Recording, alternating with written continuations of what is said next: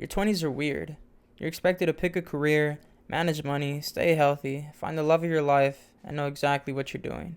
Meanwhile, I still Google things like how do I cook chicken before I accidentally invent salmonella. Now in this video, I'm just going to give you 6 simple steps that you can follow in your 20s to set you up in your 30s. My name is Passive XP, and this is a channel where I explain things that I wish someone would have explained to me when I was younger. Now for context, I'm 22 and I'm not saying that I got it figured out, but I managed to nail these 6 things down and it's drastically improved the way I live my life. Now, starting off with number 1, we have learning high income skills. Now when I was in high school, I wish someone would have sat me down and told me, hey, did you know HVAC technicians make bank? Did you know the average sales rep in the US makes around $80,000 a year? But instead, they just passed me a trumpet and said, yo, you want to learn how to play this? Now take it from someone who worked 3 years at a gym, working customer service, arguing with people all day over what an annual fee is. You don't want to spend the rest of your life in customer service, retail, or fast food.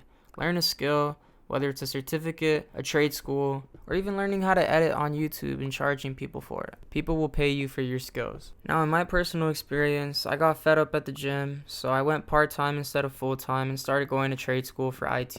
Once I graduated from this 10-month program, I'm not gonna lie, it was hard for me to find the job, but once I did, it was the best thing that ever happened to me. I now work remotely from my house, and I get paid $21 an hour as an entry-level configurations tech. I recommend doing your due diligence on what jobs are in demand in your area, or else you can end up floating around for 5 months trying to look for a job like I did. And now we're moving on to number 2, staying out of debt.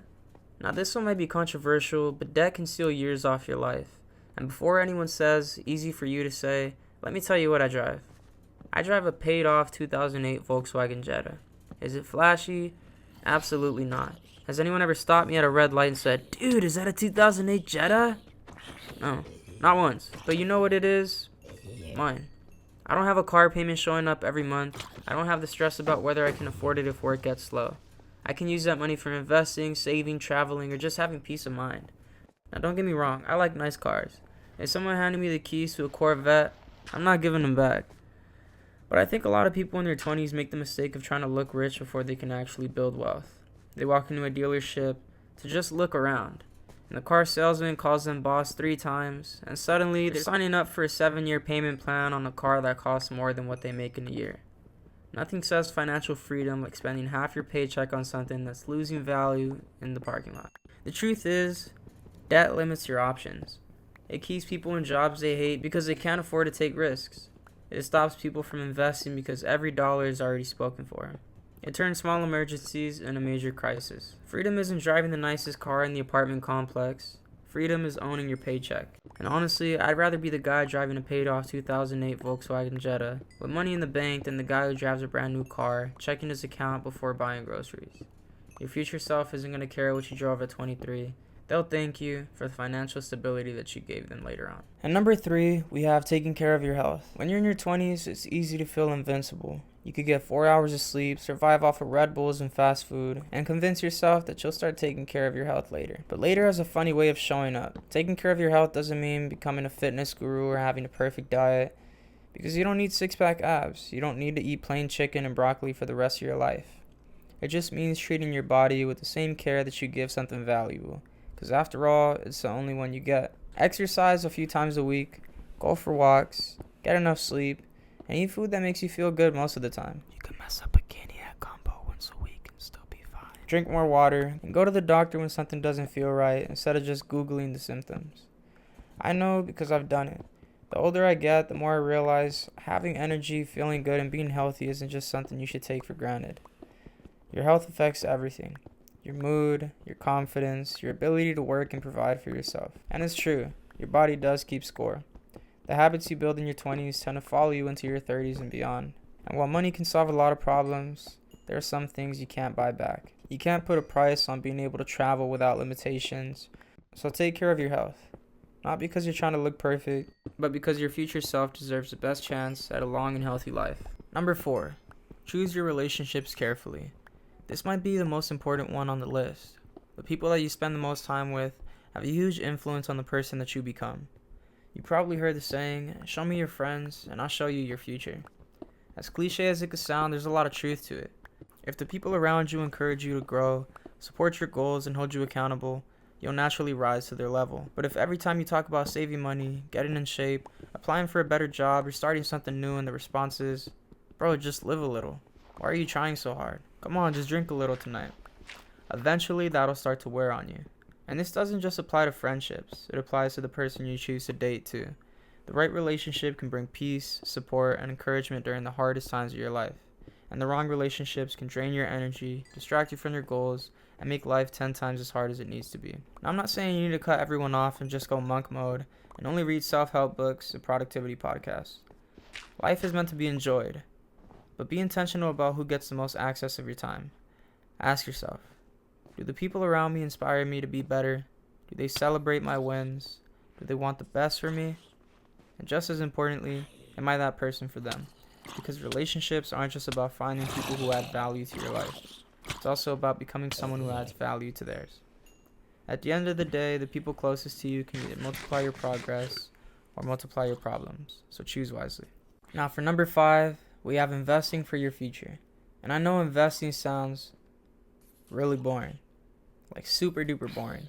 There's no one out there saying, guys, if you consistently invest for 40 years, when you're 60 years old, you can take out that money. But truth is, it takes a lot of time. The earlier you start, the less you have to actually invest. And the craziest part about it is you don't need to be rich to begin. You don't need thousands of dollars. You don't need to be the next Warren Buffett. You just need to start. And for me, that means consistently investing every week, even if it's not a huge amount. Investing isn't just about growing your money. It's about building the habit of paying your future self first. Think about it this way. Most people have the problem of making monthly payments to everyone else. The car payment, the credit card, the subscriptions. But their future self gets whatever happens to be left over. Usually, that's nothing. But what if you flip that? What if you invested in yourself first and learn to live on the rest? Because the goal isn't to get rich overnight. The goal is freedom. The freedom to retire one day, the freedom to spend more time with your family, the freedom to walk away from a job you hate. And compound interest is kind of like going to the gym. At first, it feels like nothing's happening. You invest a little bit, you check your account, and you're thinking, that's it? But then years go by, and all those small contributions start stacking on top of each other, and one day you look back and realize those boring decisions completely changed your life. I know investing isn't exciting, but neither is being 65 years old and realizing that you never gave yourself a chance. Start small, invest what you can, stay consistent. Because your future self is either going to thank you for starting today or wish you had. And for number 6, my final piece of advice is take more chances. If there's one thing I don't want when I'm older, it's a list of what ifs. What if I applied for that job? What if I started that business? What if I asked that person out? What if I took the trip? What if I made that YouTube channel? The truth is, most of the opportunities that change your life come with some level of risk. You might fail. You might embarrass yourself. You might hear the words no. But that's part of the deal. I think a lot of people spend their 20s waiting until they feel ready. Ready to start, ready to apply, ready to put themselves out there. But the problem is that feeling rarely ever comes. Confidence doesn't usually show up before you take action. It shows up because you took action. Every skill you have today was once something you were terrible at. The first time you drove a car, you were probably gripping the steering wheel for dear life. The first time at a new job feels awkward. The first time speaking in front of people is uncomfortable. The first video you uploaded to YouTube was cheeks. But trust me, if you're waiting for perfection, you'll be waiting for forever. And look, I'm not saying you should quit your job tomorrow and move into a cabin in the woods to find yourself. I'm saying bet on yourself once in a while. Apply for the job you don't think you're qualified for. Start the side hustle. Ask the question. Take the trip. Launch the YouTube channel. Because failure is temporary. Rejection stings for a little while, but regret, that has a way of sticking around. I'd rather look back on my 20s and say, at least I tried, than spend the rest of my life wondering what would have happened if I had. You don't have to be fearless. You just have to be brave enough to take the first step. Because the biggest risk in your 20s isn't failing. It's getting so comfortable that you never give yourself a chance to become the person you're capable of being. Thank you for watching. My name is Passive XP. If you enjoyed this, consider doing a backflip. And maybe leaving a like. Go ahead and subscribe if you learned anything.